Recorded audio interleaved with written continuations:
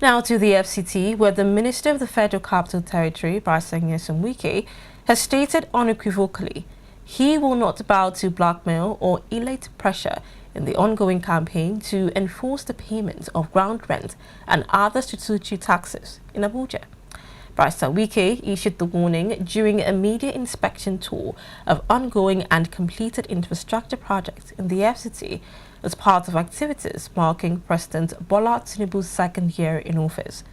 The minister criticized the persistent non-compliance by many property owners, particularly members of the elite class, describing it as a significant obstacle to sustainable development in the capital. He stressed the voters who failed to meet their financial obligations would face appropriate sanctions. FCT correspondent Nyesom Wike has more.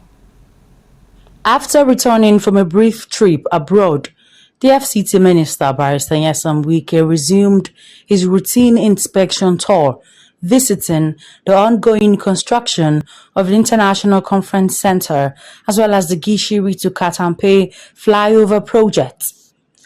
Speaking to journalists, the minister highlighted one of the major challenges facing his administration: the unwillingness of property owners to fulfill their tax obligations. He expressed concern that these unpaid revenues are essential for the infrastructural development that residents consistently demand. People just want facilities, people want infrastructure, but nobody asks, where are you getting these funds? Abuja is not one of the oil cities.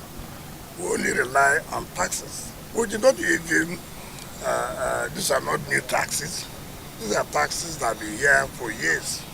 It's unfortunate that most elites own houses overseas.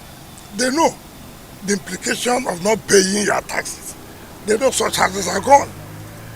But when it comes to your own country, you don't want to do that simply because nobody wants to obey law. Everybody thinks there are no sanctions. And I've said it, that it did not happen yesterday does not mean to not happen today.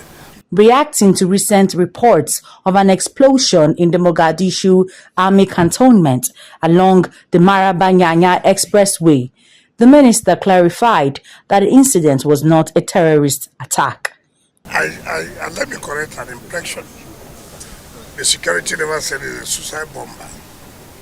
And so that we don't go and create a pressure and make people put fear in people. You should try to do what we call investigative journalism. No, NEMA is not FCT. NEMA is not the head of the security. Security agencies are there. What happened there was somebody went to where we have these quarries, where they blast all these rocks, and took the explosive and put in his pocket. Of course, some of them may not even understand the implication of that. And so it exploded on him. And so that does not mean that it's a suicide bomber. Barrister Wike also reiterated the administration's commitment to expanding and maintaining critical infrastructure across the capital, despite the strain caused by widespread non-compliance with statutory obligations. Nyesom Wike, ADBN News.